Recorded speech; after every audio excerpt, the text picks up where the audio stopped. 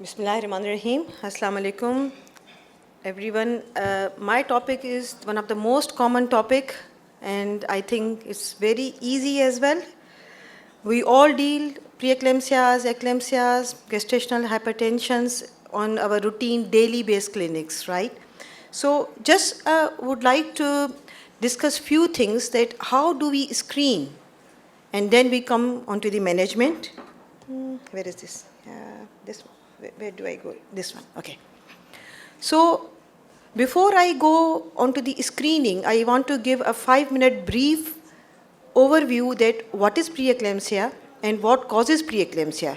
Because when we know the cause, we can treat it easily.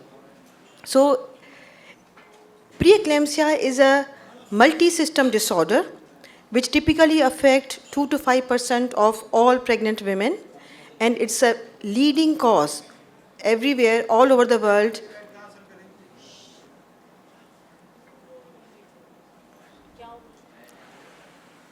It's quite a leading cause for maternal and perinatal morbidity and mortality. I just want to give a brief introduction about how and what is the reason behind happening of the gestational hypertension, preeclampsia, and eclampsia. It is a two-stage process. First is the abnormal placentation. Now, abnormal placentation could be due to genetic, environmental, immune, or metabolic factors. Now, how abnormal placentation happens is because that in those patients who have got any of these risk factors, their placenta develop abnormally because of abnormal trophoblast development. We all know about spiral arteries. Because of the abnormal trophoblastic development, spiral blood flow is less. Whenever we have got less spiral blood flow in the spiral vessels, it leads to placental ischemia or hypoxia. Now second stage starts. In second stage, because of ischemia and hypoxia, pro-angiogenetic factors, which are the placental growth factors, vascular endothelial growth factors, they are less in number. And antigenesis factors, they are on the rise.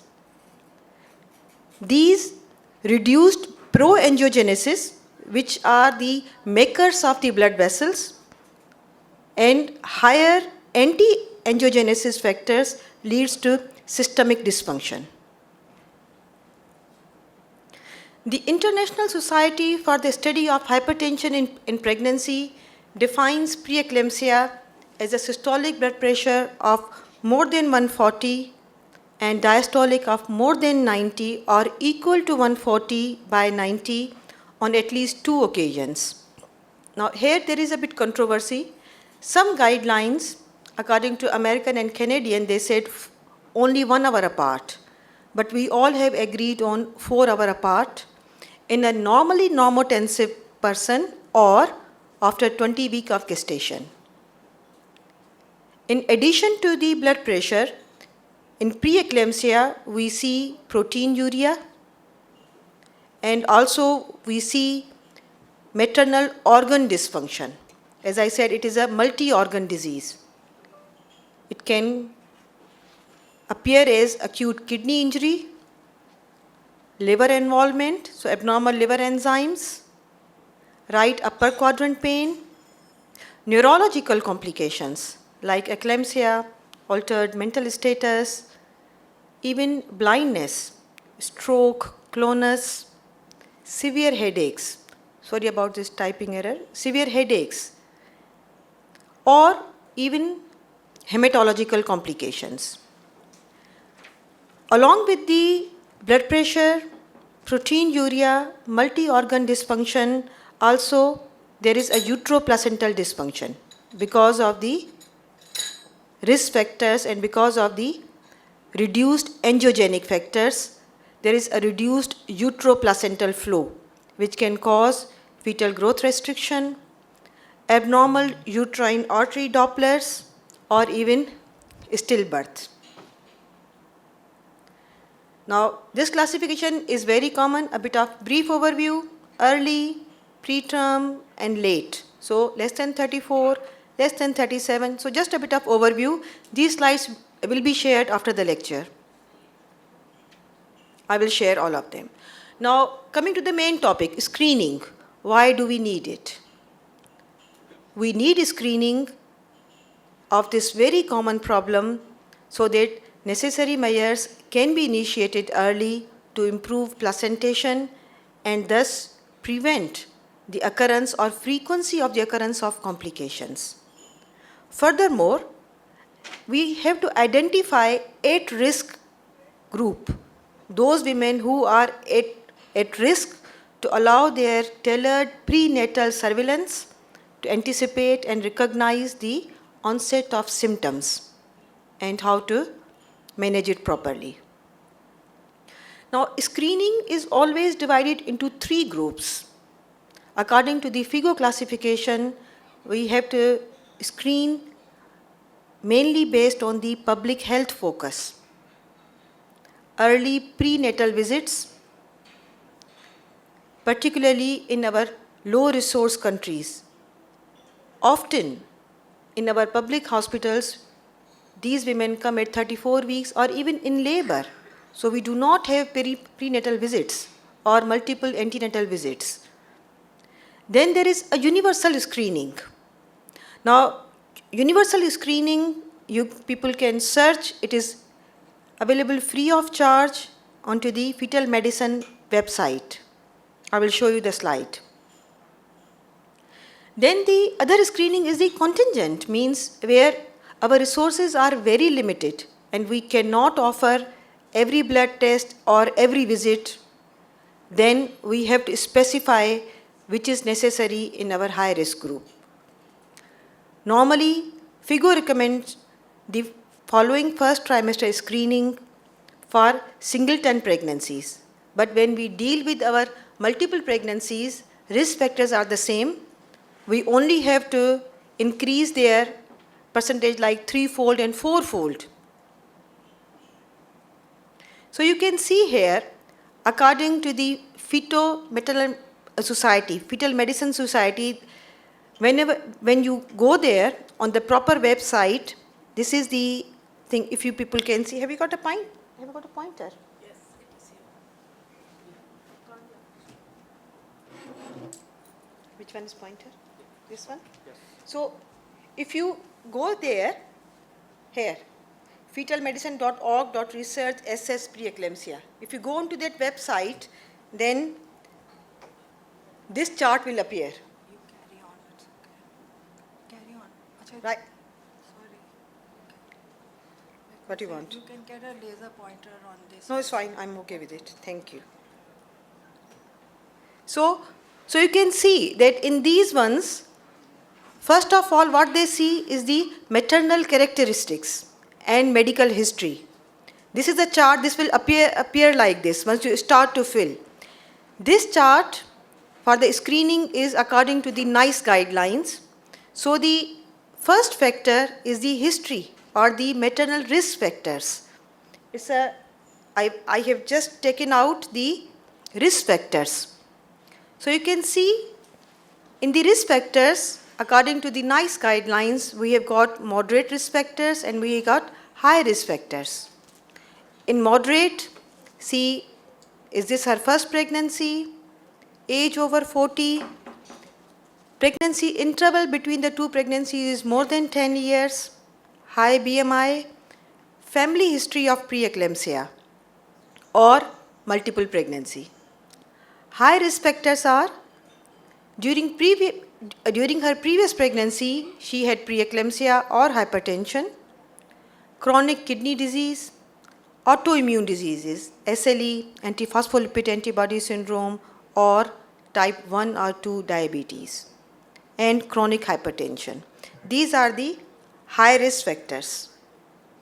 So if we go back, you can see if you have got 2 or more moderate risk factors, or if you have got a high risk factor, then you are considered in the high risk group.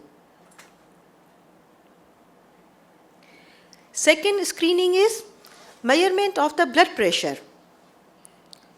To be honest, we all rely on our nurses, and I felt embarrassed when I knew that my nurse was taking it, my patient was sleeping. So the best way to check blood pressure is in a sitting position, so that the patient's arm, where we are applying cuff, appropriate cuff size should be at the level of the heart. So blood pressure should always be measured in sitting position, well supported back, relaxed position, and either you can put your arms on the side or on the table, wherever, but the cuff level should be at the level of the heart. Because when the patient lie down and arm is like that, that is not at the level of the heart when we check patient's blood pressure. So measurement of the blood pressure, which is called as MAP, so second risk factor. You can see this is the website, the fetal medicine website, where you can assess the risk factors. So first thing which we see is the maternal characteristics. So BMI, patient's blood pressure. Then comes the risk factors. This is an automated online system. You only have to tick boxes. Once you tick boxes, at the end, result will come. That what is the risk factor for this particular patient. And in those risk factors, first is the previous, as we said, moderate risk factors or high risk factors. Then comes patient's age, parity. So in this fetal medicine, if you have got a risk factor of 1 in 100, then the patient is at high risk. So you can see here, there is a combined test. They all are done in first trimester. So combined tests include maternal risk factors, which we discussed, mean arterial pressure. Then there are the two other factors you can see, placental growth factor and uterine artery pulsatile index. So there are 4 factors which are combined in the first trimester screening. I will go one by one. 2 I have already discussed. If we do all these combined tests in first trimester, then we can detect 90% of early and 70% for the prediction of the preterm preeclampsia. There's a 10% false positive rates as well. This method, where we do characteristics, blood pressure, placental growth factor blood test, and uterine artery Doppler, this is way superior than the traditional risk factors only. Now, the key to maintaining optimal screening performance, we need to establish standard protocols in our society, in our hospitals, for biomarker measurements and regular quality assessments. I don't know how many people have got a facility of the placental growth factors here. Uterine artery Dopplers are done, but placental growth factor is not available. Only, that's what I'm saying, in DOH is available, but not in other hospitals, you know. So we need to make tools which should be used to assess quality control, including the cumulative sum and target plot. And we need to adhere to the well-defined protocols, which include all these 4. Now, in our sector, in our low-resource countries, suppose we do not have a placental growth factor. We have got remaining factors available. We got very good sonographers in the city, in the country, who can do uterine artery Dopplers. Then, if the placental growth factor is not available, then we use the PAP-A. PAP-A is available, which is the pregnancy-associated plasma protein, a bit cheaper as well. Now, this can be used if placental growth factor measurement is not available and the uterine artery pulsatile index is not available. Now, when we say what should be the level of the placental growth factors, if you remember my second slide, which says angiogenic factors. So placental growth factor is an angiogenic factor. So if that's low, that patient is at high risk for developing preeclampsia. So low PEP-A and low placental growth factors can give us an indication for the development of preeclampsia later on in pregnancy after 20 weeks of gestation. These all tests we are doing before 12 weeks of gestation. Uterine artery pulsatile index. Now, uterine artery pulsatile index is done through abdominal ultrasound, and it's normally done between 11 and 13 weeks.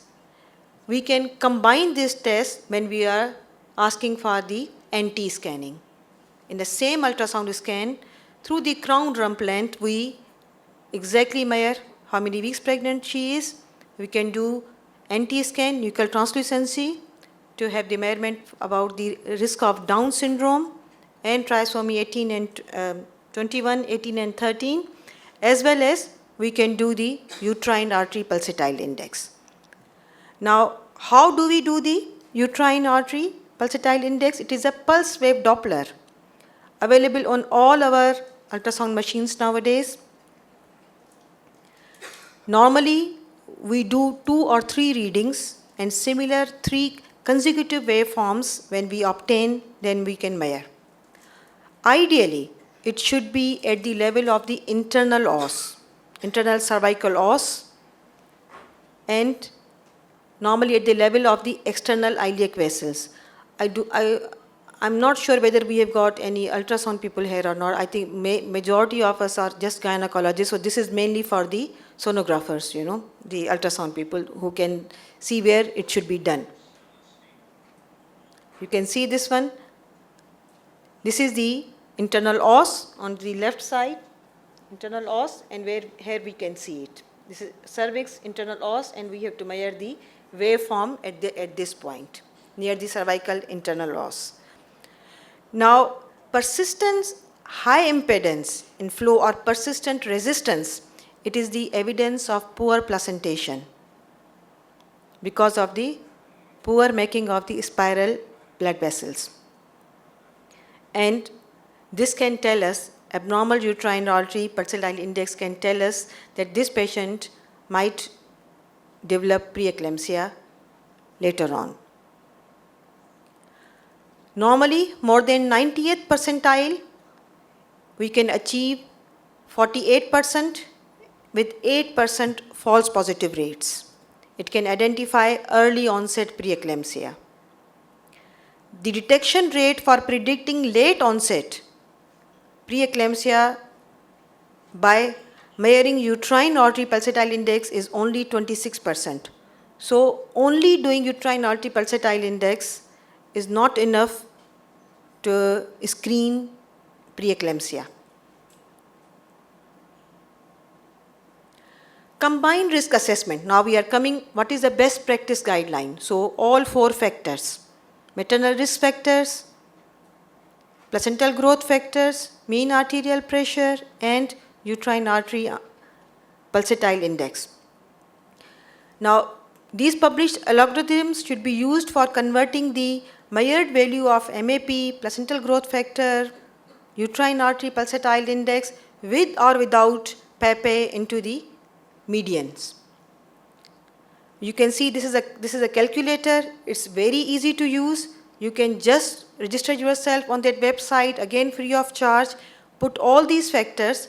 Even if you are just missing placental growth factor, even if you are missing PEP-A, still depending on the other 3 factors, which we can easily do, it can give you a bit of risk assessment, that whether this patient is at risk or and she is not at risk. Now, once the patient is at risk, our risk factors are high, what should we do? How do we treat it? Because the main purpose of screening is to reduce the risk, not only to treat. So we need to start something from the start of the pregnancy so that these things do not happen. And it's a very common sense because our arterioles are not good, capillaries are not good. So we need to make our blood thin or to give them space so that blood can be supplied to the baby without increasing the resistance or high pressure on our placenta.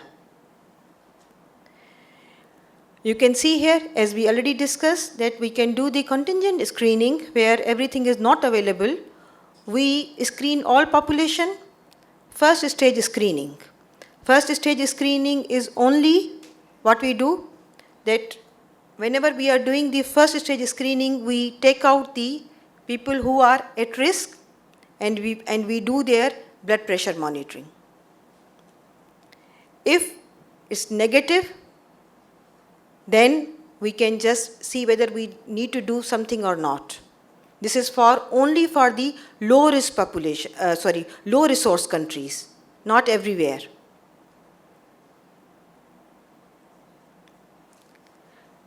There is a detection of 71% is achieved by two-stage screening. So stage first, only do the strategy just to make it high-risk population and by doing the mean arterial pressure, that's it. But if you think those both are high, then go on to the second stage screening. When we do both of these ones, then we got 70% achieve rate. Coming to the multiple pregnancies. Now the same first trimester combined test for preeclampsia in singleton pregnancies can be adopted for screening in twin pregnancies. It can lead to the detection of nearly all affected cases, but at a higher screen positive rates. If it's a DCDA twins, we got a 4-fold increased risk. If it's a monochorionic twin, there's a 3-fold risk.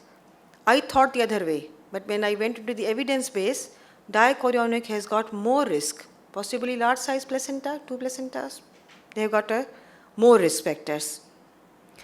In twin pregnancies, those who have developed preeclampsia, the value of mean arterial pressure, uterine artery Dopplers were increased and the value of the placental growth factor and PEPE were reduced. Same as in any singleton pregnancies.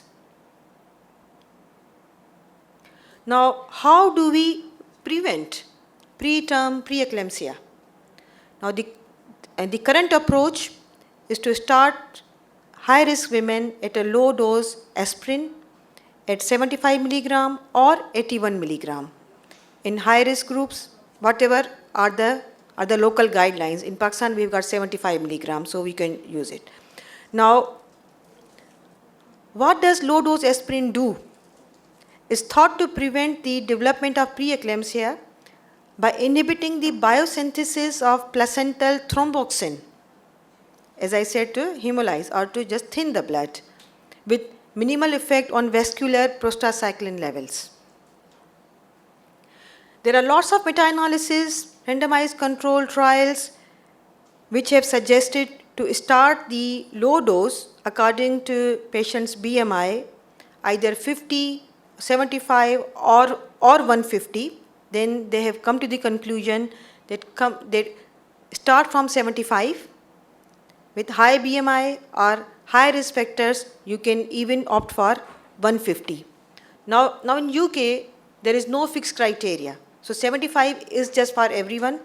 Some trusts have changed the guidelines and they are giving 150. So if you give 75 or 150, they both are right. There are lots of trials. I'm not going in details of these ones. Aspirate trials, they all have said when they compared the placebo trials with aspirin trial has got higher success rate. And those women did not develop preeclampsia, or even if they developed, they were less intense. So you can see all these. And whenever we are starting Ascard or aspirin, we need to start from 12 weeks onward or 11 weeks and 6 days up to 36 weeks of gestation. But if the screening is just less than 1 in 100, no need for anything. So all 4 factors are on the top. One thing I would like to emphasize specifically here, I don't know, since I have started practicing here, there is a very common thing. We give like Bunty's progesterone. Every female who's getting pregnant, they are prescribed Dufeston. They are prescribed, extra calcium, extra multivitamins. We need to change this practice, I think we must. It's very hard to convince people, because God forbid, if they are going into miscarriage, in their mind is why we did not take progesterone. So we need to be very clear, for any high risk of preeclampsia, they are not the candidates to start any progesterone. Progesterone indication is only in few cases. So you can see these are the international guidelines, which says only start aspirin up to 150 milligram at night. So don't give them in the morning, give them in the evening, from 11 to 14 weeks plus 6 days until 36 weeks. These are all the best practice recommendations. Same slide which I already discussed. Now, hypertension, the last slide, hypertension and preeclampsia, it's a global health issue. We have to achieve the goals by assessing these people at risk, treating them, and reducing the maternal and fetal morbidity and mortality. Call every woman for early antenatal visits in the first trimester so that we can screen them and we can identify high-risk pregnancies. It can be life-saving even. Thank you. I'm just going to give you a few of these websites which you can look. Lots of evidence-based guidelines are available on these ones, and try to register yourself with the Fetal Medicine Society to assess these people. It's completely free of charge.